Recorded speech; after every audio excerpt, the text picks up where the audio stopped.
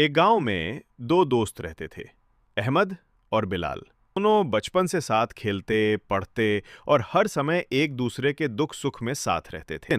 گاؤں میں ایک امیر آدمی آیا اور اس نے اعلان کیا، جو میرا کھویا ہوا خزانہ ڈھونڈ کر لائے گا اسے میں آدھی دولت انعام میں دوں گا۔ احمد اور بلال نے مل کر کھوج شروع، آخر کار انہیں وہ خزانہ مل گیا۔ اس نے کہا، دوست، یہ ہمیں مالک کو لوٹا دینا چاہیے کیونکہ ایمانداری سب سے بڑی دولت ہے۔ لیکن بلال کے دل میں لالچ جاگ، اس نے کہا، کیوں نہ ہم یہ سب اپنے پاس رکھ لیں۔ احمد نے سمجھایا، سچی دولت ایمان اور دوستی ہے، دولت تو آنی جانی چیز ہے۔ مگر بلال نے دوست کو دھوکہ دینے کی کوشش، راستے میں اس نے احمد کو کھائی میں دھکا دینا چاہا، لیکن احمد بچ گیا۔